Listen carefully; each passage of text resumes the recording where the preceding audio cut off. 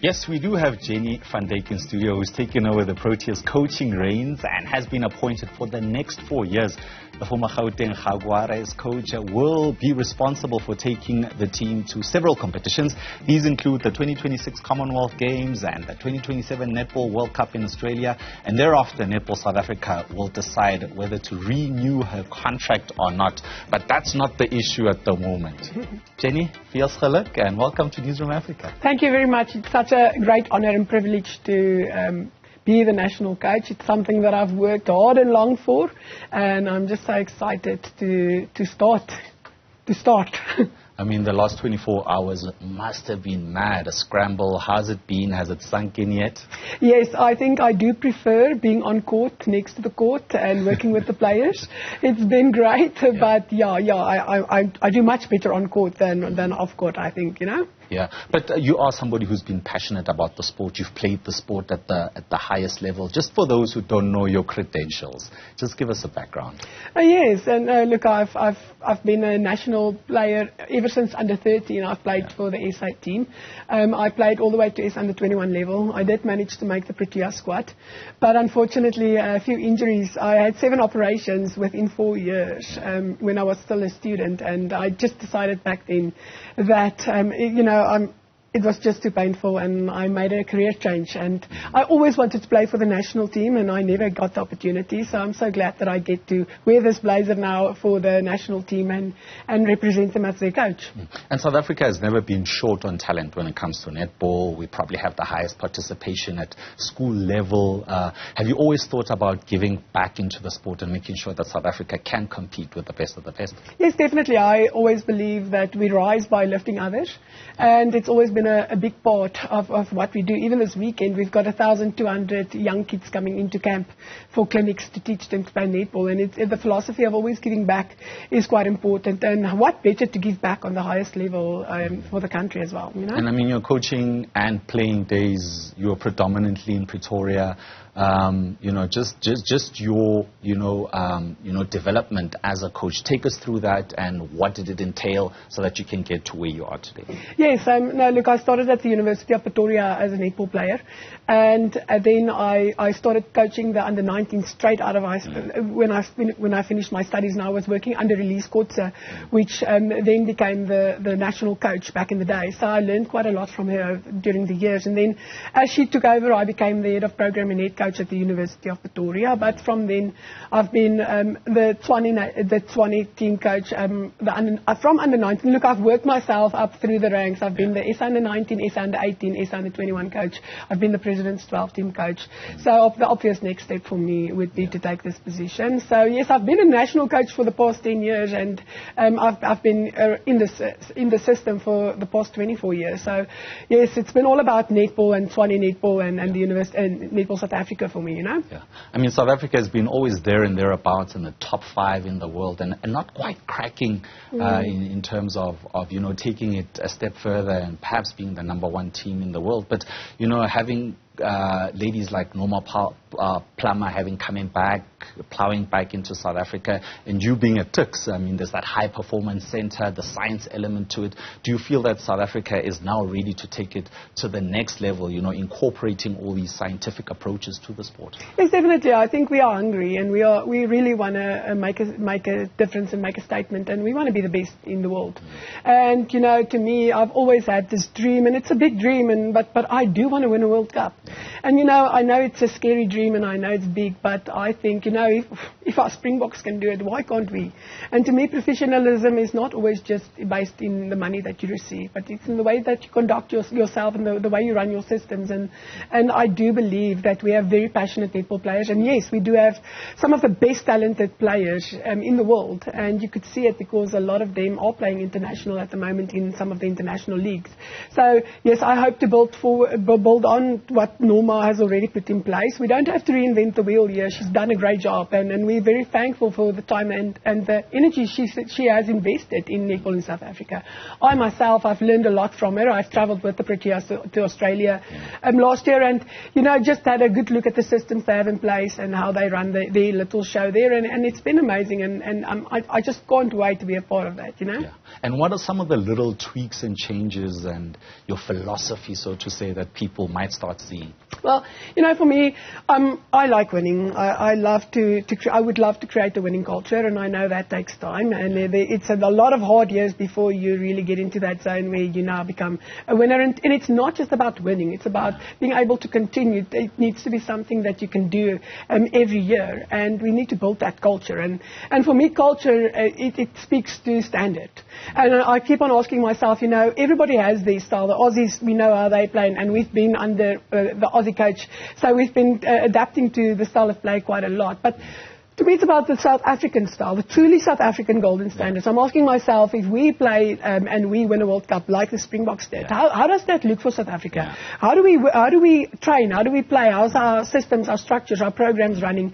And get that in line. What fitness level will it take? And so I'm starting at the end goal. And I want to work from there, bring it back, and then work to achieve that. And I think the moment we can reach that standard, then we will be highly competitive. And the moment we can stay in the game to the very end, we have opportunity to win. And that is where most of the fine-tuning will then have to happen. The moment we do get into that position, our decision-making under pressure, and practicing all the different scenarios in those moments, and making sure that we can be the ones that get the win at the end of the day. It's going to be the exciting part of all of it. So should we expect you to lean on some of the sporting coaches who've done well in South Africa, like Rassie Erasmus, for instance, getting that DNA of a South African Springbok team? Are these some of the things that you look to borrow and make sure that South Africa starts cooking up something that will make them South African? Yes, definitely. I've always had the approach, even through our university system, and I must say the support I've received from the University of Pretoria over the past few years of my life, it's really set me up. I talked to coaches like Rocco Meyering, Tatiana's coach, and a bunch of the coaches. I've talked to quite a lot of rugby, football, all of the different coaches, even the hockey coaches, that's national coaches at the moment, the cricket coaches, Creer at Tuks. So I'm already tapping into that resource quite a lot, and I think it is. But yeah, it's definitely a priority. If I can sit with Rassie for maybe, I think, 2 or 3 months, I don't want that much of his time, just 2 or 3 months, then I think it would make a big difference, yes. Yeah, and talking about other coaches, I mean, you will not be doing this alone.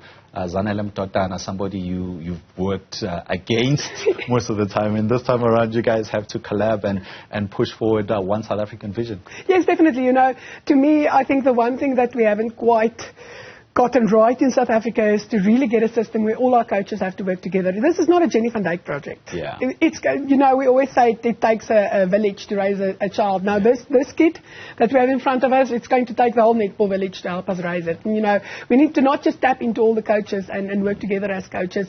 Doesn't matter where you came from, doesn't matter how many times somebody beat you on court in the bell pass. It's about making sure that everybody works together, and not just us as netball coaches for the female netball teams, for the male teams as well. Our Puma, our males team has done so much better, and they are so motivated to make a difference because they're now getting opportunities as well. We need to tap into that resource because they are one of our biggest weapons to play Africa better. The flair that they play with, the power netball they play, that's pretty much the same that Africa is doing at the moment. So also tapping into that and making sure that even all our teams across the board, the under-19s, the under-21s that will be playing in the African qualifiers in 2 weeks' time, all of those teams need to perform well and win so that we can create that culture. It's not just about one team. And in terms of your combination with Zanele, I want to come back to this thing. How are you? Do you guys have some sort of a relationship? And I know she's based somewhere in the Middle East. Will she be coming home pretty soon? What are the plans there? Look, I know that you said that you are from Potchefstroom University, from Northwest University. Now, she came from Maties the past 7 years. She spent there. I'm from the University of Pretoria. I've been the coach there for the past 14 years. If anybody understands university sports, the rivalry between Maties and Tuks, it's a big thing. So I said to the president yesterday, if you can get get us to work together, then you've got a winning recipe. And the one thing, I love her energy. She's got a fire burning inside of her, and she really wants the same thing I want, and that is for us to make that step up and to become the best in the world. And I can't, she's been a national captain. She's been on court, and that experience is what I need. I'm not, I know where I might be a little bit exposed. One of the biggest conversations would be, she never did play for the Proteas. And to me, I need to surround myself, even with the Bongis and the Punzas and the Izeta and all of those players that's now not playing anymore. We need them to mentor our players, and we need to learn at the accelerated rate, because we've got the young players like Kamogelo, like Jamie, all of those players coming in at the moment. That's really making a big difference, but we need to teach them. They need to just learn as quick as possible so that we can catch up and make up the little gap that they have left in our hearts, but also on court, I know you were recently with Botswana. You were also, done extensive work on the African continent. Zanele, like we said, she's in the Middle East there doing some netball work there. But how does it feel to finally come home and actually do it for your national team? Oh, it's fantastic. It's fantastic. Look, I've been a part of I've been all over Africa multiple times, and I know Africa, and I think that's one of the biggest contributions I have. We respect our African sisters, and we know we need to do better against some of those teams. And, but at the end of the day, over the years, a lot of Protea coaches and a lot of Protea players have done their work to make sure that we are still number one in Africa. And even though, according to our ranking, we are still number one, even though the past 2 or 3 times we maybe didn't perform on the standard, and trust me, we know it and we feel it. We know that in our DNA, we were born to be the African champs and to be the best in Africa. And we need to pursue that and still stay in that position going forward, there's a new CEO at Netball South Africa. There's, the investment fund that's happening. There's the professional league that's happening. And there's the appointment of you and Zanele. Does it feel like the time is right for something to click? Yes, definitely. I think, there's a good energy. I can feel with all the new appointments and just getting to know everybody there. A lot of us have been living in our comfort zones for quite a long time, and there's no growth and development when you live in your comfort zone for too long. So I think everybody is being challenged, and everybody has got the same vision. We really want to take NSA to that next level now. And we know we have the talent and the capability to do it, and now we just need to make it work. And again, it's about working together well. You don't always have to like everybody, but you need to make sure that we put South Africa first, and that we do what's right by South Africa, and for to get the job done. And lastly, short-term plans. What should we expect in the near? Excited about the African qualifiers. I've been working with the players the past weekend. The talent looks great on that younger level. So I'm going to sit on that pavilion and support them and just have a look if there's any of those that can make the leap and that can fast track into the national program. Obviously, we need to get the 15 contracted players selected, and we need to set out the squad and just finalize the periodization and just the entire plan for the next few years. But yes, I still have to do a little bit of work at Turks. I think I will only start my contract the 1st of April. So I just need to hand over and make sure that I leave them in a good position as well. Jenny van Dijk, bringing so much excitement to the next generation of South African netball, and I'm getting excited just listening to her.